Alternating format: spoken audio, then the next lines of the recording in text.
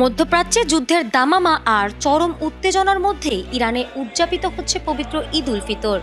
এক মাস সিয়াম সাধনার শেষে আজ শনিবার দেশজুড়ে উৎসবমুখর পরিবেশে ঈদ পালন করছেন ইরানিরা। তবে এবারের ঈদে উৎসবের চেয়েও বেশি ফুটে উঠেছে সংহতি ও সাহসিকতার চিত্র। আজ ভোরে রাজধানী তেহরানের ইমাম খোমেনি গ্র্যান্ড মসজিদে ঈদের প্রধান জামাত অনুষ্ঠিত হয়েছে। সরকারি টেলিভিশনে প্রচারিত ফুটেজে দেখা গেছে হাজার হাজার মানুষ ভোরের আলো ফোটার আগেই মসজিদে জড়ো হতে শুরু করেছেন। মসজিদের ভেতর তিল ধারণের জায়গা না থাকায় সাধারণ মানুষ আশপাশের উন্মুক্ত ময়দান ও রাজপথে কাতারবন্দী হয়ে ঈদের নামাজ আদায় করেছেন।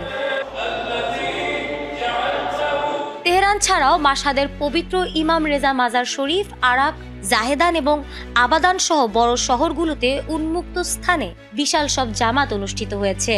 এবারের ঈদ ইরানিদের জন্য কেবল ধর্মীয় উৎসব নয়, বরং এক শোকাতুর ও প্রতিবাদী আবহে পালিত হচ্ছে।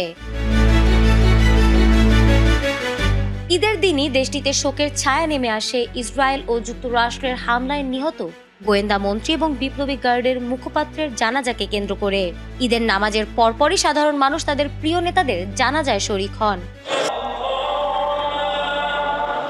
বিশ্লেষকরা বলছেন, একদিকে যুদ্ধের হুমকি আর অন্যদিকে শোকের পরিবেশ, এই দুইয়ের মধ্যেও সাধারণ মানুষের স্বতঃস্ফূর্ত অংশগ্রহণ ইরানের জাতীয় সংহতিরই বহিঃপ্রকাশ।